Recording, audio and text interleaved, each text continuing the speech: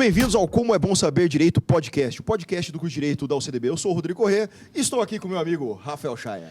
Fala pessoal, estamos hoje aqui com a presença da doutora Josélia do Carmo, juíza de Direito na comarca de Capela do Alto Alegre, Bahia. E o mais interessante, egressa da Universidade Católica Dom Bosco. Olha aí. Já aprovada em 2 concursos da magistratura, um da Defensoria Pública. E está aqui para bater um papo com a gente sobre carreira, sobre estudos, um pouco da sua rotina, o que faz, o que não faz. Doutora, seja muito bem-vinda. Muito obrigada. Eu quero agradecer ao convite feito pelo Rodrigo, que era meu colega aqui no Mato Grosso do Sul. Nós ministrávamos aulas juntos. E conheço já Rafael Chaia, foi meu professor também na graduação. Ele não gostaria que eu contasse isso, porque ele não quer que entregue a idade dele. Não, mas foi meu professor, velho. Foi meu professor de Direito Ambiental. Ele tentou te reprovar alguma vez? Fala Cara, a verdade. Não pode Se falar. ele tivesse tentado, eu me lembraria, mas não. Duplicata tudo, você fala que eu vou tentar reprovar alguém, rapaz. Eu tô louco para ver esse povo formado. Quer que saia logo? Eu né? quero que se aprovem, eu quero que vão viver a vida, pula do ninho. Esse aí ele fala na frente das câmeras, viu? Atrás das câmeras ele fala, vou reprovar todo mundo. Ele é desse jeito. Eu tenho testemunhas. Estão aqui. Doutora Josélia, como é que foi? Você acabou de ministrar uma palestra aqui para os nossos acadêmicos, mas eu gostaria que você contasse para a gente como é que foi a sua trajetória acadêmica. Você era uma boa aluna? Rodrigo, eu era uma aluna mediana. Sempre trabalhei e estudei. Eu era policial militar na época que eu estava na graduação. Na verdade, quando eu ingressei, eu trabalhava de auxiliar administrativo numa empresa que tinha aqui na Euler de Azevedo, das 8 às 18, vinha para o CDB à noite. Aqui na CDB, eu fiquei amiga da Graciela, que é minha amiga até hoje, e a Graciela era policial civil, e eu vi que na polícia tinha uma escala de plantão. E eu não sabia a diferença entre PM e polícia civil. Não tinha lido 144 da Constituição ainda, até essa altura do campeonato. E eu decidi que eu queria fazer um concurso público e que eu queria trabalhar numa escala parecida com a da minha amiga. Que ficou minha colega na época lá e tal. E aí eu prestei o concurso. Então, eu sempre trabalhei e estudei. Eu não era uma acadêmica excelente, de ponta, aquela que você entra na primeira carteira, que estuda. Não, eu estudava de véspera para as provas, sabe? Até o meu objetivo quando eu entrei na PM era estudar mais, mas o efeito foi contrário. Acabou que eu estudei menos, até falei isso hoje na palestra. Mas eu estudava e eu gostava de estudar. Eu sempre gostei de estudar. Eu descobri no meio do caminho que o meu sonho era estudar. Então, talvez até por isso que eu demorei também, fiquei me sabotando para passar na magistratura por muito tempo, porque eu meio que gostava dessa história de estar lendo, de estar estudando. E aí, você falou também na palestra algo interessante, que quando você ingressou na PM, você achou que a escala seria boa, mas você acabou que na hora que você estava lá na função, você viu que não era bem assim, né? Exatamente. O que acontece? Às vezes, e isso é muito interessante em toda e qualquer profissão, porque quem está de fora só olha o que é bom. Certo. Não é? Você não sabe quais são os desafios que aquela atividade... E o porquê que ela tem aquela escala. Que o Rodrigo já foi militar e ele sabe também. Então, quando eu ingressei, eu vi que tinha uma carga de estresse muito grande, uma carga de responsabilidade muito grande e que muitas das vezes aquela folga não era também o suficiente para compensar o seu sono, o estresse que você teve durante o trabalho. Além de outras responsabilidades e outras atribuições e escalas extras e outros detalhes que tinham. E também que a Polícia Militar tinha um regime muito diferente da Polícia Civil, que minha colega era policial civil. Então, ali eu aprendi, porém foi muito positivo, como tudo. Na questão da disciplina, na questão da hierarquia, da vivência, da experiência de vida que eu adquiri durante os anos que eu fiquei 5 anos na Polícia Militar. Então, foi uma experiência excelente. Eu sou muito grata por tudo que eu vivi e eu tenho absoluta certeza que contribuiu muito para ser quem eu sou hoje. Mas aí, doutor, a gente pode dizer, então, para os acadêmicos, inclusive aqui, que estão na nossa plateia aí, manda um oi, galera. Isso aí, né? Sejam então, bem-vindos. eu brinco sempre no primeiro dia de aula, eu pergunto o que eles querem ser quando crescer. E o pessoal vai falando policial, juiz, promotor. E eu sempre falo que eles precisam ou estagiar ou ir conhecer a profissão. Porque, como a senhora falou, todo mundo pensa só no glamour, ou no salário, ou na estabilidade. Mas cada profissão tem suas agruras também, Tem né? desafios, com certeza. E na magistratura não é diferente, né? Não. E agora, a grande diferença é que eu já entrei na magistratura madura. Com uma entendi. maturidade muito maior. E sabendo dos desafios. Então, por exemplo, eu não tenho problema nenhum em morar no sertão baiano, em morar na minha comarca, como acontece, como é a realidade, porque eu já sabia que iria ser assim, que um dos desafios é que você vai residir na comarca, e a comarca é uma comarca de interior, inicial, no começo, que você vai passar anos vivendo essa realidade. Então, eu já havia me preparado psicologicamente para esse desafio. A carga de trabalho, que é imensa também, e as responsabilidades, eu também estava preparada. E eu tive um desafio que foi também me mudar do Mato Grosso do Sul. Sim. Ficar longe da minha família. Eu nunca havia me mudado do Mato Grosso do Sul. Eu havia me mudado da casa dos meus pais, mas para um bairro próximo. Então, eu também me preparei durante os estudos, porque eu já sabia que eu poderia passar aqui? Poderia, mas não poderia. Então, como eu fazia concursos para fora do estado, então, outro desafio na magistratura, os primeiros desafios, até eu ministrei uma aula com esse tópico, os primeiros desafios de um magistrado, que é a questão de mudar do estado, morar no interior, que é desafiador para quem é jovem, para quem está iniciando a carreira. E também a questão da gestão de pessoas, que o magistrado é um grande gestor. Se engana quem pensa que o magistrado vai só atuar com questões judiciais. Não, o magistrado, a gente vai ser o gestor, vai ser o diretor do foro. Então, você que vai cuidar de todas as peculiaridades da questão de gestão de pessoas, para conseguir estabelecer metas, cobrar metas, sem que aquilo vire um caos em um ambiente que seja saudável para os servidores. Então, isso é um grande desafio. O magistrado, ele não é um mero operador do direito. Ele é um gestor. Então, por isso que o concurso também cobra, a partir da segunda fase, a questão de gestão de pessoas, a questão dessa noção. Porque se o magistrado não for um bom gestor, a comarca não anda. E, além disso, ainda tem que conviver com todas as responsabilidades que são impostas pela Loman, né? Sim. Muita gente vai fazer o concurso da magistratura e não sabe que existe uma lei orgânica da magistratura, que traz uma série de limitações para a função que vocês desempenham. Sim. Um outro aspecto muito importante que o professor Chaya colocou é exatamente esse. O que acontece? Eu acredito que nos primeiros 6 meses, quando eu tomei posse, a primeira é meio que é como se você perdesse muito da sua liberdade.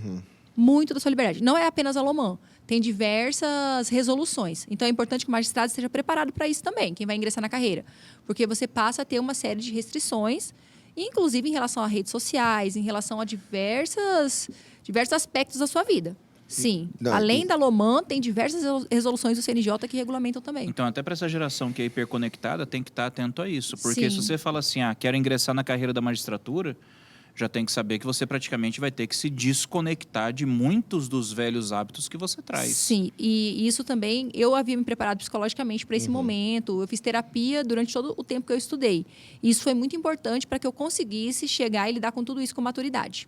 Que eu falo o seguinte, que muita gente pensa que eu sou servidor público, ou eu sou juiz, eu sou advogado, só enquanto eu estou ali no trabalho. Aí quando eu saio, eu posso fazer o que eu quiser. E não é bem assim, Não é né? bem assim. Não é bem assim. Não é. Não, o magistrado não pode sentar no bar da esquina e tomar uma cerveja com o coleguinha, né? Não é porque ele tirou a toga que deixou de ser juiz, né? Até por uma questão de segurança. né? Até nas comarcas, às vezes comarcas iniciais, a vida é bem restrita mesmo. Até para você, às vezes, porque acaba que a comunidade que está ali vai ser a comunidade que posteriormente você vai ter um processo no fórum. Então, você tem que ter noção disso e também ter um comportamento não apenas adequado em relação às questões que são atinentes à Loman, mas também na sua vida para que você não contamine ou não permita que algo possa contaminar os processos que você vai julgar posteriormente. Doutora, tem uma dúvida pessoal. Quantas pessoas tem na comarca que você se encontra hoje?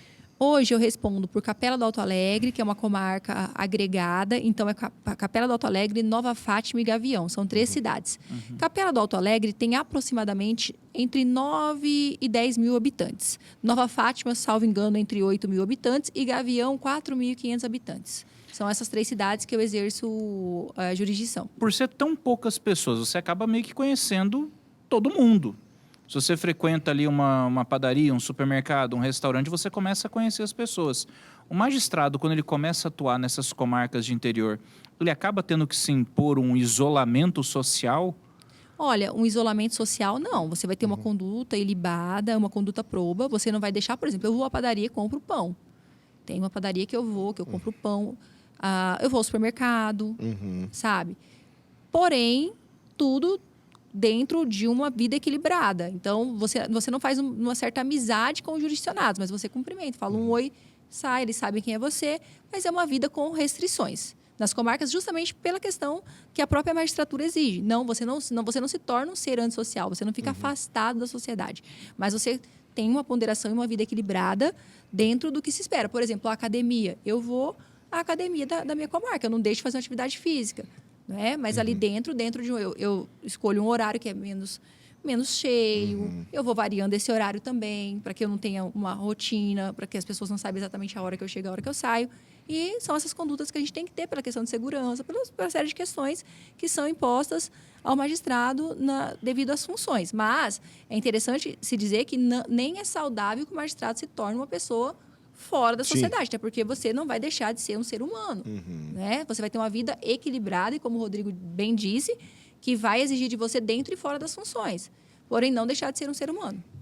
E lá na comarca, assim, a gente brinca muito, nas comarcas do interior, assim, as autoridades são o prefeito, o delegado e o juiz. É isso mesmo?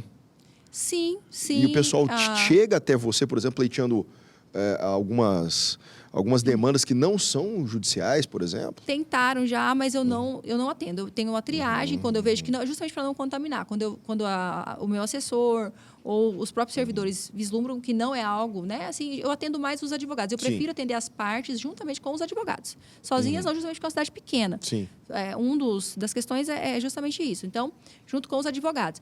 Mas, em relação a demandas que não são judiciais, eu não atendo justamente para não contaminar, porque posteriormente esse assunto pode chegar até mim como uma demanda judicial. Perfeito. Não, tinha um colega meu, foi até meu estagiário, que ele é juiz aqui em Mato Grosso do Sul. Não citarei nomes para não prejudicá-lo, né? Mas ele estava uma época, doutora, a ponto de pedir exoneração da comarca do interior, justamente porque chegava assim, por exemplo, o preso fugiu.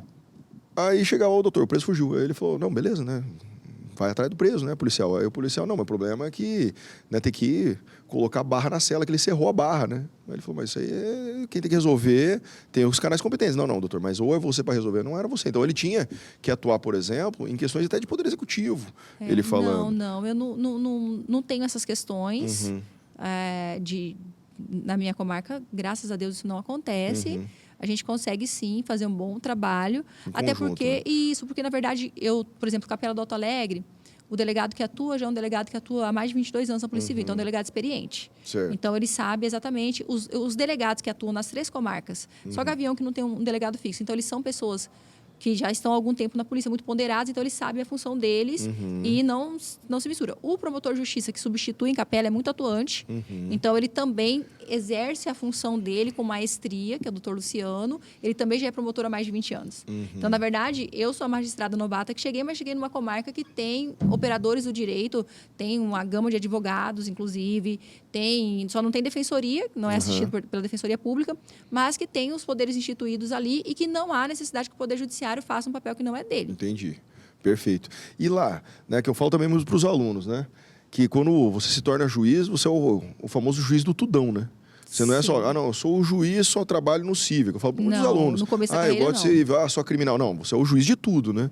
E como é que é lidar com isso, doutora? Na hora lá? Com estratégias.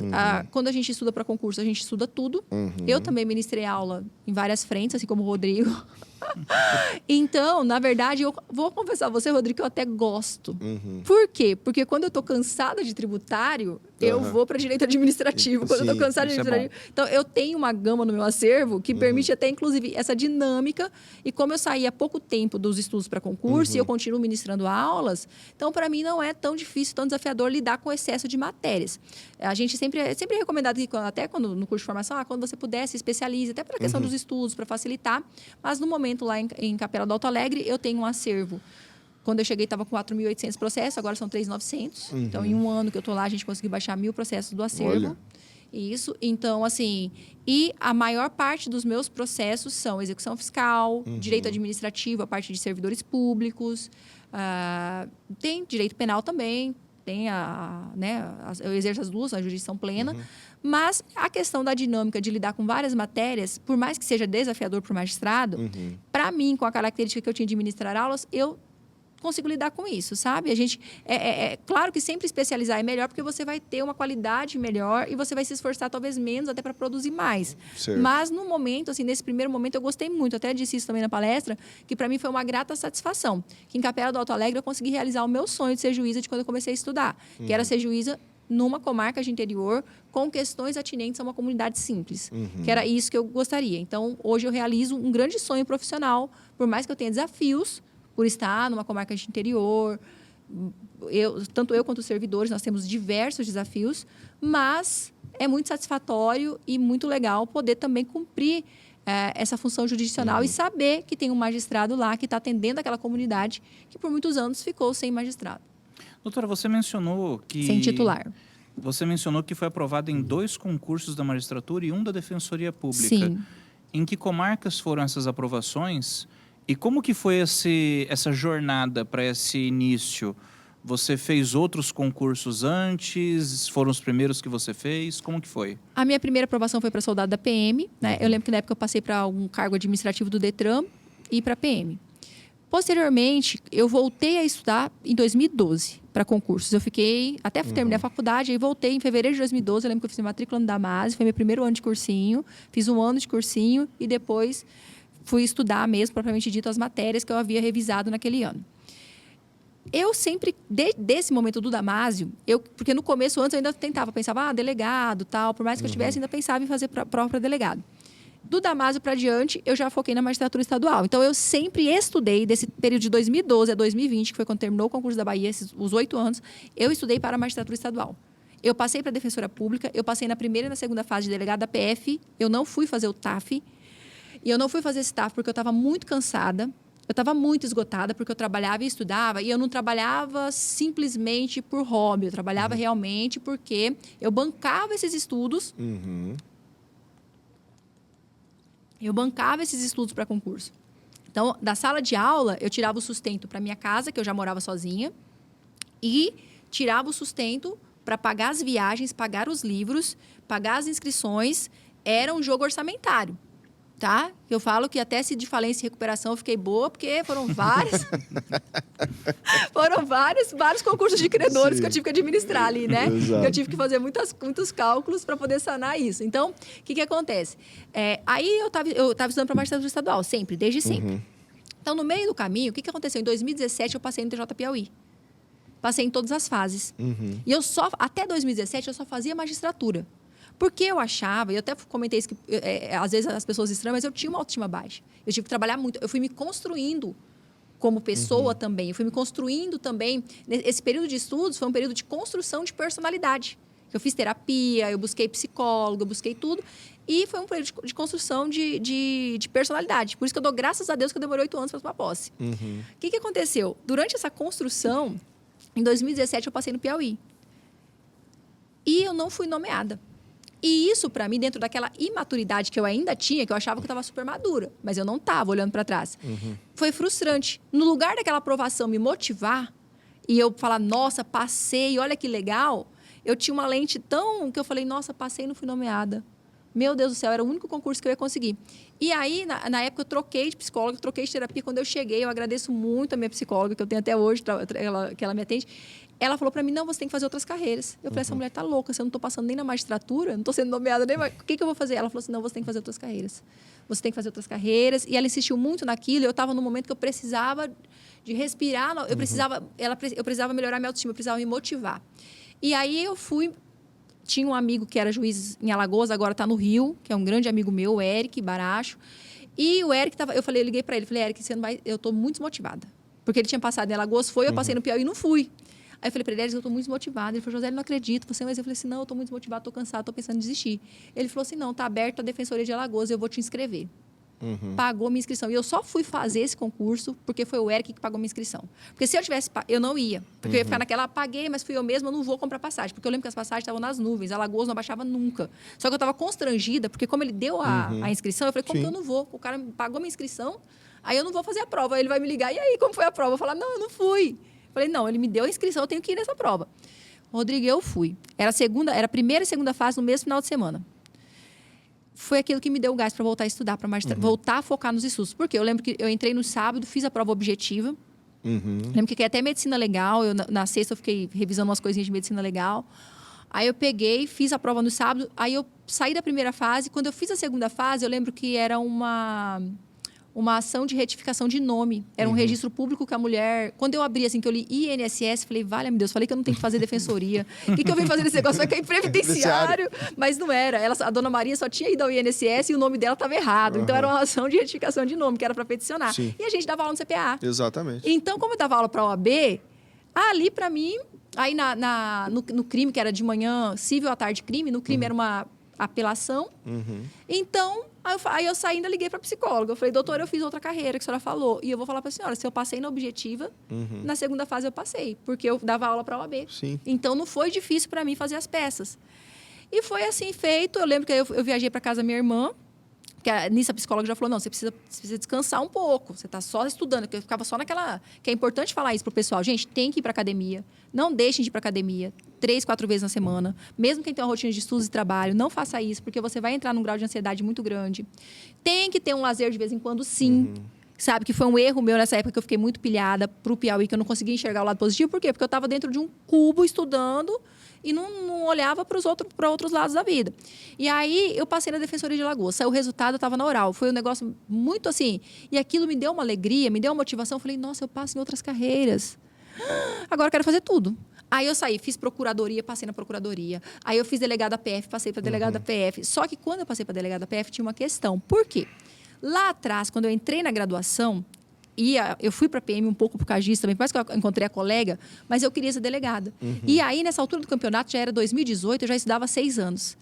E eu estava num grau de cansaço muito grande, Rafael. Que não era mais um cansaço de brincadeira, sabe? Não era aquele cansaço de mimimi. Não. Acho que é o pior tipo de cansaço, que é o cansaço mental, né? Exato. Eu estava exaurida, trabalhando muito, estudando muito, e essa nomeação não vinha. E aí, o que aconteceu? E eu estava já... que o concurso da Bahia demorou 2 anos para acabar.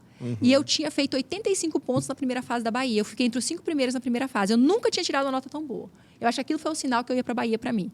Porque, geralmente, na primeira fase, eu passava ali no... E na Bahia foi uma prova difícil.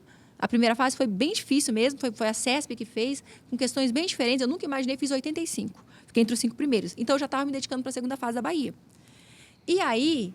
eu acho que já tinha saído até o resultado da discursiva da Bahia, eu passei para a delegada PF. E eu olhei para aquilo e falei, eu não vou fazer.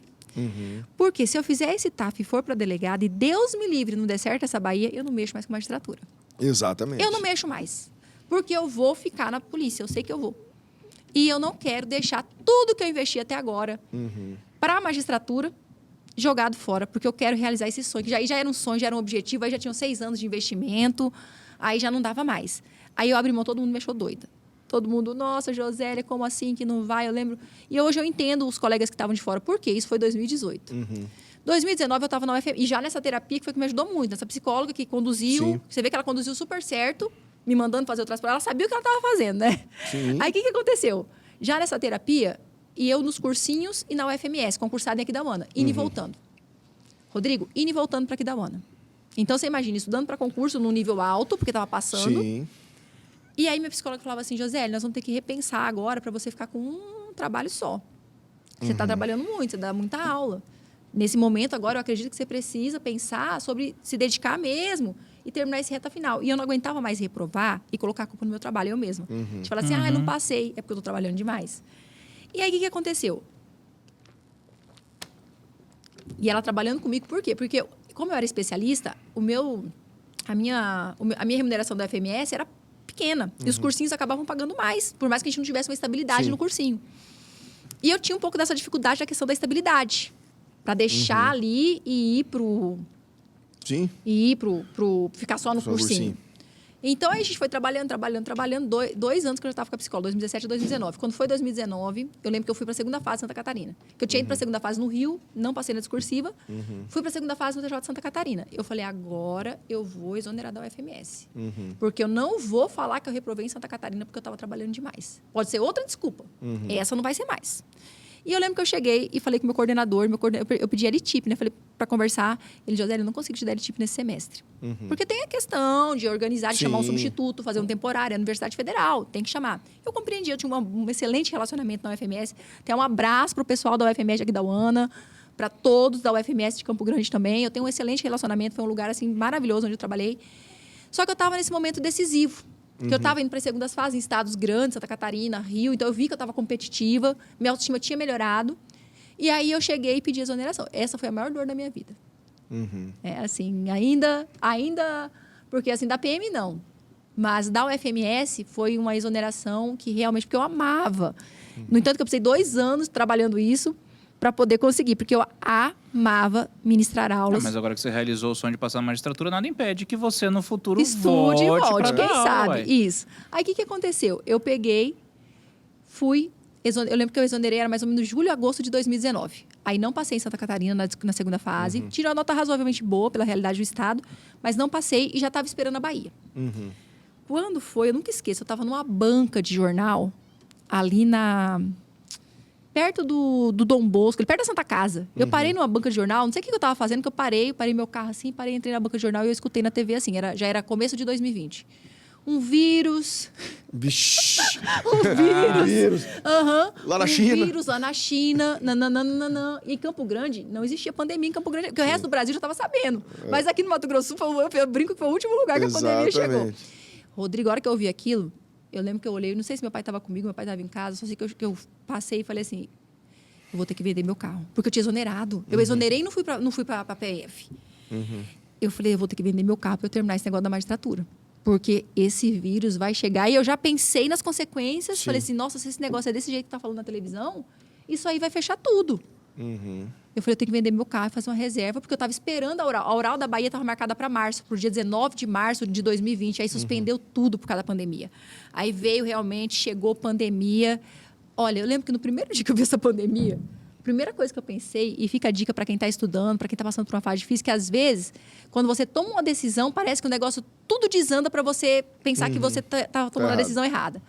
E aí, o que aconteceu? Chegou a pandemia, eu olhei aquilo lá e fui para minha casa e pensei bem que todo mundo falava que eu era doida de não fazer o TAF da PF. Foi a primeira coisa que veio na minha mente. Eu larguei, era para eu estar com 19 mil reais no mínimo, sei lá, 20 mil, sei lá, de salário agora, e eu não fui, e eu ainda exonerei da UFMS. Falei, meu Deus do céu, o que vai ser de mim? Eu lembro que aí eu já trabalhava num cursinho lá do Rio Grande do Norte, online, virtual. Tipo, a gente atendia, sei lá, tantos, caiu para ver duas vezes menos. Só que Deus me abençoou, deu tudo certo, porque acabou que tudo foi se ajustando. Eu tinha parcela de apartamento pela Caixa, mas se ajustou, eles deram aqueles planos. As provas foram suspensas. E nesse meio tempo eu tive a ideia, já era professora, de montar o meu próprio curso de prova oral, que até hoje, graças a Deus, também, que me deixa muito satisfeita, muito feliz, que eu tenho diversos alunos aprovados no Brasil inteiro, que eu nunca imaginei que eu fosse ter. Então, aí entra a aprovação no TJ Bahia. Ao final, em setembro de 2020, porque ficou suspenso, de março a setembro, quando, num primeiro momento, a gente teve que fazer a prova de máscara, tudo, sabe? Cabelo preso, no meio da pandemia, aconteceu a prova oral do TJ Bahia. E aí eu passei e esperei um tempo, mas a Bahia tinha uma promessa que iriam nomear todos, e realmente eles cumpriram, eles nomearam todos os aprovados. Um abraço para a Bahia, que eu amo, que é meu estado do coração hoje, eu tô até com saudade, nem gosto de ficar longe.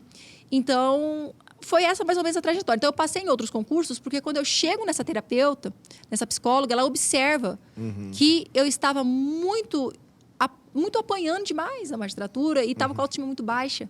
Então, eu precisava enxergar outros horizontes. E ela, na verdade, eu acho, né, que eu não sei, mas eu acho que a doutora lá tinha a pretensão que eu assumisse outro cargo no meio. Porque ela via as minhas dificuldades. Porque quem está de fora está enxergando quais são as suas dificuldades. Sim. Que talvez eu não enxergava, e às vezes no seu olhar meio de túnel, só focando naquilo, muito limitado, não enxergava. Então, eu passei em outros concursos porque no meio do caminho eu precisei. Não, mas tá certo. Não, mas eu acho, aí é um achismo meu, porque eu vou te falar, viu, Josélia? Eu só fiz um concurso na vida, o delegado aqui em 2008. Passei no OAB de 2007, aí eu tava voando. Acertei 62 questões na prova, falei, pronto, é nóis. Aí fiz o concurso para delegado aqui em 2008, acertei 80% da prova. Nota de corte era 90%. Aí eu falei, não é pra mim isso aí. Vou virar advogado mesmo. É alto, é muito alto. O corte nível, é alto. Né? É muito alto nível. E assim, a complexidade. E cada vez mais, né, Rodrigo? Sim. Cada vez mais. Agora, a gente estava até falando antes aqui do Enan, né? Sim. Inclusive, o que você acha do Enan? Porque tem muitos colegas aí que fazem os concursos para magistratura que estão horrorizados com essa questão do Enan. Qual que é a sua percepção do Enan, Só para explicar rapidinho. O Enan é o Exame Nacional da Magistratura, que agora é uma prova de habilitação. Ela é aplicada 2 vezes ao ano, para a pessoa poder fazer o exame da magistratura. Para depois passar pelo concurso da forma normal, né? Pelo que eu observei, é uma primeira fase. Né? O objetivo, uma unificação nacional do certame. Eu não fiz a prova, né? Só ouvi os comentários, que é uma prova de primeira fase, uma prova objetiva com questões objetivas, com o objetivo, e que o objetivo era justamente essa unificação. Eu acredito que as perspectivas do Enan, elas vão ser analisadas a partir de agora. E não tem como falar que é positivo ou negativo sem que se tenha essas primeiras aplicações, sem que as pessoas passem por esse processo e visualizem, né? Aí, quando eu fazia concurso, até não tinha o ENAM. Então, é uma primeira fase, uma prova objetiva. O objetivo, pelo que eu ouvi do CNJ e do ministro, é justamente unificar e buscar aplicar de maneira uniforme, né? Porque cada estado faz seu concurso, cada estado faz... Deixar as pessoas que forem habilitadas no ENAM ou no ENAMA aptos a fazerem outras provas no Brasil todo. Então, e aí eu vi, isso aqui é uma crítica minha, né? Que não tem direito de trabalho. Então, por exemplo, aquela pessoa que está mais inclinada à magistratura do trabalho, cai as matérias que não caem na prova de direito de trabalho. Não tem direito de trabalho. Tem empresarial, não tem trabalho. Olha, Rodrigo, eu acredito que tudo possa ser revisto de acordo com as necessidades. Por isso que eu te falo, essa primeira aplicação foi fundamental. Não é? Eu acredito que os responsáveis, que as pessoas vão analisar, assim, porque, na verdade, foi um primeiro exame, né? Então, tudo pode ser analisado de acordo com as necessidades, com as peculiaridades, com o objetivo, que é o objetivo do CNJ e do ministro Barroso, que Eu acho que o implementaram. Barroso é igual a mim, não gosta de direito de trabalho. Daí ele já tirou, já. Quem que gosta de trabalho? Não seja polêmico, os professores estão assistindo aqui, vão bater na gente depois lá na sala dos professores.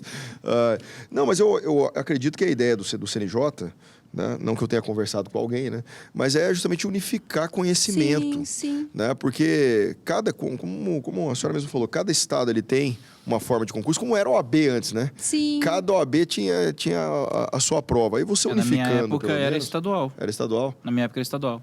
Então é por isso que você passou, então. Ô, rapaz. Vai ver o caos que foi. Se eu te contar a história do que foi meu exame de ordem, filho. Aí, ó, tá vendo? Rapaz. Passou todo mundo que tava bagunçado. Aham. Você fez quando, já? Rapaz, eu fiz em 2003, 2004. Você é velho desse tanto? Formei em 2003, cara. Tá vendo, José? Passa rápido. Eu o entrei tempo. na UCDB em 2003, cara. Eu lembro quando eu vi o Ai. Rodrigo a primeira vez naquela escada ali, salvando uma mulher que tinha caído da escada. Tá Na vendo? Mas, escada do ó. bloco C. Tá vendo? Tá vendo? Já fui herói, viu? Você tem que ver se estava salvando, se não foi ele que empurrou, né? Mas, Josélia, e para os nossos alunos, rotina de estudo para concurso é muito difícil? É que você já falou que trabalhava e conseguia conciliar. Mas Isso. como é que é essa rotina? Olha, tem que ter um cronograma, tem que ser organizado e tem que ter disciplina. Então, você tem que encarar esse estudo como uma responsabilidade diária. Não tem como, hoje eu tô afim de estudar, vou estudar. Amanhã não tô afim de estudar, não vou estudar. É igual ao trabalho, né? É igual ao trabalho. Você vai ter aquilo como uma obrigação. Né? Em relação a horas e tempo, isso vai variar de acordo com a necessidade e com a possibilidade de cada um. Mas tem que ter uma rotina de estudos, de estudar todos os dias aquele período. E também estudar todas as matérias do edital. Porque não adianta você só estudar, por exemplo, o que você gosta. Vou estudar só penal, vou estudar só processo penal. Não. Tem que estudar todas as matérias que você gosta. Aliás, todas as matérias que tem no edital, não apenas aquilo que você gosta. Então, Vamos polemizar aqui. Resolução de provas antigas. Ajuda ou é importantíssimo. mito? Importantíssimo. Olha, eu vou te falar que eu não passaria se eu não resolvesse provas. Porque eu caía nas pegadinhas. Eu tenho um pouco de dificuldade com a prova objetiva, no sentido de não ali... Sabe aquela diferencinha de uma vírgula, às vezes? Sabe? Então, a resolução de provas é essencial. O que eu diria? Ler lei, tem que ler o código. Não adianta só ler doutrina, tem que ler código, ler informativos, ler súmula e fazer questões. Isso eu acho importante que você falou, porque a gente sempre vê, muitas vezes, o concurseiro, ele direcionado na leitura da lei seca, doutrina, e às vezes ele foca muito na jurisprudência e nas súmulas. Mas ninguém lembra de ler os informativos. E os informativos são extremamente importantes. Extremamente. E agora com a ideia dos repetitivos, repercussão geral, tudo isso. E tem que ler informativo. Então, as questões são de suma importância para você fixar. Eu revisava muito por questões. Minha forma de revisão era fazendo questões. Porque eu acredito que você vai... Por exemplo, para o próprio ENAM, uma dica é fazer as questões da FGV. Sim. Porque a Fundação Getúlio Vargas está fazendo perfilzão da FGV. Sempre vai cobrar... Não é que vai ser igual, mas os assuntos de predileção, tudo isso. Então, não é mito. É relevante, sim. Tem pessoa... É aquilo, não tem uma receita de bolo. Tem gente que eu ouço falando, que eu falo, se eu tivesse feito o que ele fez, eu não passaria. Agora, tem muita gente que pensa assim, é concurso para magistratura, não vou ler lei.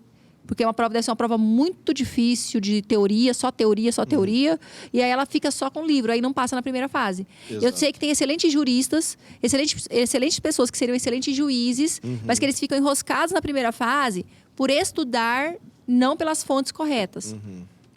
Porque querendo ou não, a prova de teste, né? O ABCD é lei lei seca. Lei seca, É lei seca. como a OAB. Tem Exatamente. muita questão. Ah, claro que vai ter um caso para você raciocinar, vai. Sim. Mas você vai aplicar lei. A lei seca. Aí já na segunda fase, que pode ser que caia. Sim. Raciocínio Né, vão que- priorizar nas segundas E fases. aí você acaba- Na primeira fase da magistratura, cai muito informativo, de acordo com o STF, de acordo com o STJ, de acordo com os tribunais superiores, cai caso, cai súmula, cai lei seca e cai em algumas teorias. Tá? Por exemplo, direito administrativo, Sim. cai teoria, direito penal, cai teoria. Mas uns 70% da prova, jogando baixo, vai ser letra de lei. Certo. Os outros 30% que vão variar ali, entre outros. E aí, para a segunda fase, seria mais ali o estudo indicado. Aí, Prática. Sim. Prática mesmo. Prática. Escreve e faça sentenças. Não tem como passar numa prova da magistratura sem ter feito sentença, porque você vai ter uma sentença civil e uma sentença crime. Você vai fazer no sábado a sentença civil, no domingo a sentença crime, e na sexta-feira a prova discursiva. Doutor, e a prova oral? Qual que é a importância da oratória na prova oral? A oratória é de suma importância. Eu Não sempre é só digo, conteúdo. nunca, mesmo numa prova CESP-UNB, que é uma prova que eu brinco que ela é mais do espelho, que a CESP ela entrega a prova pronta com o espelho, mesmo a oratória vai te salvar. A oratória vai fazer toda a diferença na sua vida, na sua prova oral, com certeza. Porque a postura, dentro do edital de prova oral, vai ter um aspecto lá que é conhecimento jurídico, ele vai valer determinado, às vezes é 60, às vezes é 50, e vai ter uso correto do vernáculo, raciocínio jurídico, tá bem? E a questão da postura. Então, isso é avaliado. Até, eu sempre falo, gente, se fosse para testar só conhecimento jurídico, tinha acabado nas sentenças. Sim.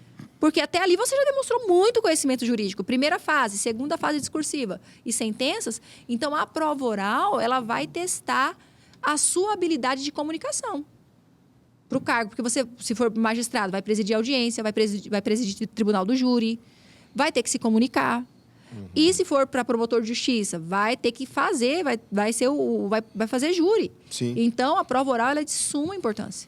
De suma importância e ela não analisa só aspectos jurídicos. Eu diria que, inclusive, uma boa oratória alavanca o seu jurídico. Então não é nem só o que você fala, mas como você fala. Como você Porque fala. você tem que transparecer segurança, firmeza. Tem até algumas sem palavras- arrogância. Exato, tem palavras que você tem até que tomar cuidado. Sim. Ah, eu acho, eu Não penso. tem eu acho, não tem eu penso. Tem que ter certeza do que está Tem que falando. ser sim, não. E aí, o que acontece? A questão também de não ser arrogante é aquele equilíbrio da altivez sem ser arrogante. Outro mito ou realidade? Responder na prova oral somente aquilo que foi perguntado ou existe uma margem para você desenvolver o conteúdo? Tem que ser mais objetivo ou você pode divagar um pouco? Depende da banca. E eu, Josélia, vou falar as táticas que eu adotei e o que eu oriento os alunos. Vamos lá. O que acontece? Depende da banca. Eu só fui interrompida na Bahia, na minha prova oral. Que eles estavam com muito firmes, já no último dia de prova oral, cansados, tinham feito muitas arguições. Então, eles estavam, no entanto, que rapidamente eles estavam, candidato, aqui, eles me conduzindo. Então, se a banca está te conduzindo, você não vai obedecer a banca. Sim. Porque, às vezes, o desembargador ou o examinador está ali, ó, tá bom, candidato? Aí você ainda quer falar, ele já falou que tá bom. Ou você quer introduzir ele, não, eu quero diretamente a resposta. Tá bem? Agora, se não for uma situação dessa, eu oriento que os alunos discorram, porque raciocínio jurídico está sendo cobrado. Então, por exemplo, na minha prova do Piauí, eu falei muito e tirei 9,25 na prova oral.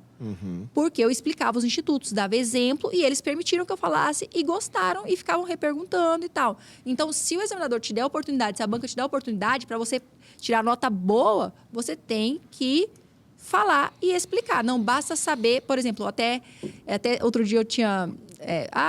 qual o recurso cabível no caso concreto? Apelação. Você não vai pontuar inteiro. Mas por que apelação? Exato. Você tem que explicar o porquê que o instituto é aquele. Então, você vai ter que fundamentar, vai ter que explicar. Então, é importante que a resposta seja completa. Porém, algumas bancas, devido ao número de candidatos que estão habilitados, devido à quantidade de prova, eles acabam conduzindo que o candidato vá mais rápido, mais direto à resposta. Então, tem essa questão da condução da banca também que tem que ser observada. Perfeito. Perfeito. E, Josélia, eu queria perguntar para você, para os nossos acadêmicos, qual é a dica que você dá no que tange a escolha da profissão? Rodrigo, essa é uma escolha que não é fácil. Eu estou muito feliz com a minha escolha. Eu gosto muito do que eu faço. Estou satisfeita, como eu disse, eu já estava preparada para todos os desafios que eu teria. Eu já sabia, eu já cheguei madura. Para escolher, primeiro, observe os prós e os contras. Não apenas as coisas boas da profissão. né? Que foi o que eu falei até da escala da PM lá atrás, que eu era imatura, só olhei para isso e me deparei com a realidade que tinha outras situações que não eram só uma escala. Analise isso, observe as matérias de predileção. Porque, por exemplo, por que eu fui para a magistratura estadual, não para a federal? Porque eu já sabia que as matérias de predileção que eu mais gostava eram as matérias da magistratura estadual. Entende? Então, escolha as matérias de predileção. E observe o que vai ser da sua vida naquela profissão. Como bem colocado pelo professor Rafael, a questão das limitações, do código de ética, que a OAB também tem. Sim. Né? De quais são os aspectos e tentar olhar isso com maturidade. E não tenha medo de mudar. É óbvio que você não vai poder ficar mudando o tempo todo, porque isso não é também saudável. Mas não tenha medo de mudar a rota. Caso você tenha escolhido algo e observou que aquilo talvez não seja o ideal para você e no meio do caminho te apareça uma outra oportunidade. Porque, por exemplo, Rodrigo, eu amo a magistratura, estou super feliz e satisfeita, mas eu também era feliz como professora. Não foi um trabalho que foi pesado para mim durante... Talvez tivesse sido mais sofrida a minha trajetória se eu tivesse feito um cargo de técnico e de analista. Entendi. Pelo meu perfil. Porque eu era apaixonada pela sala de aula. Então, também observe aquilo que vai te trazer. É óbvio que a vida adulta não é só ser feliz e ter satisfação. Claro. Mas... para escolher uma profissão fim, aquela que você realmente, a carreira que você vai seguir, se é advocacia, se é delegado de polícia, observe, analise. Tem gente que já sabe, professora, eu não consigo ficar numa delegacia, eu não consigo tirar um plantão à noite, eu não me vejo nessa situação. Então, você não tem nada que fazer concurso de polícia. Exato. Você vai passar raiva e vai fazer raiva nos outros. Não, perfeito. E você falando isso, na aula de prática penal, aí, Chay, eu coloquei um caso lá concreto e coloquei um laudo do exame de corpo de delito, no caso, né, necrópsia.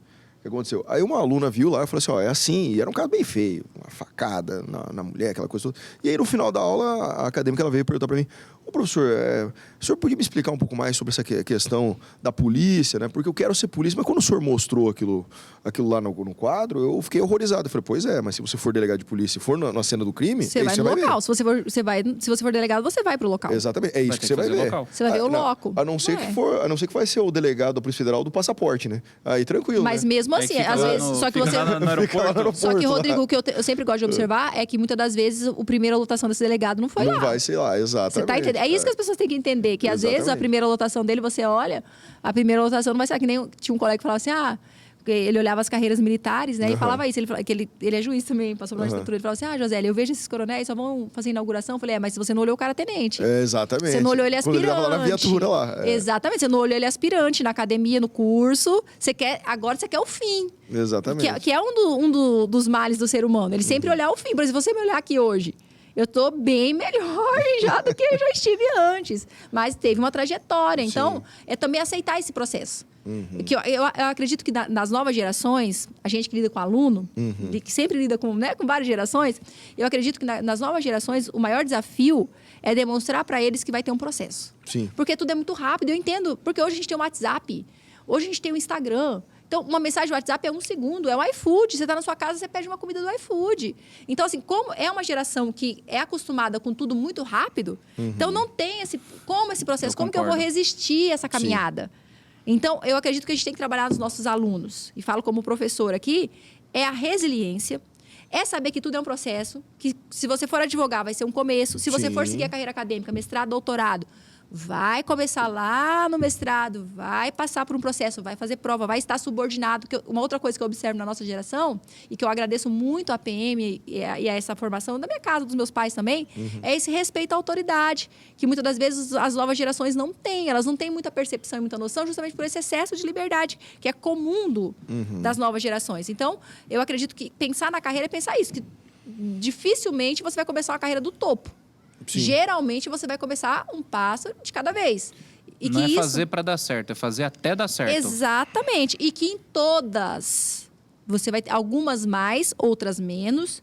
Algumas de ordem financeira, por exemplo, a advocacia no começo. Sim. De ordem financeira até você montar sua carteira de clientes. Outras de ordem de tempo de dedicação de não viver, para poder ficar dedicado àquilo. Mas aí depois você tem uma certa estabilidade. E que cada escolha uma renúncia e que não existe profissão perfeita. Exatamente. Não existe perfeição em nenhuma. Em todas você vai ter situações boas e ruins. Isso é de extrema importância, porque todo mundo vê lá no Instagram a felicidade da pessoa, juiz feliz, o advogado feliz, não sei o quê, mas não vê o corre na hora como é o dia a dia, né? Exato, é puxado, é pesado. É pesado. No Instagram todo mundo é feliz, né? É cara? gratificante, mas é pesado. Sim, muito pesado. Doutora, eu gostaria de agradecer a presença da senhora. Muito obrigada pelo convite. Foi um bate-papo maravilhoso, que inclusive estamos ensaiando faz muito tempo. Foi bom, hein? Foi muito tempo que eu já tinha conversado com a Josélia, mas aí desencontramos. Doutora, fico muito feliz. E quando vier aqui para o Sul Mato Grosso, passe aqui no CDB. Obrigada, sempre Rodrigo. que puder. Obrigada. Foi muito bom reencontrar o professor Rafael. Foi muito bom reencontrar os acadêmicos aqui do CDB, diversos professores. Eu vi também o professor Dorsa, Dorsa. que foi... A Arlinda foi minha professora também, a esposa do Dorsa, de português jurídico. Então, voltar ao CDB, porque além de fazer faculdade, eu passei 5 anos aqui. Depois eu fui para a sala de estudos.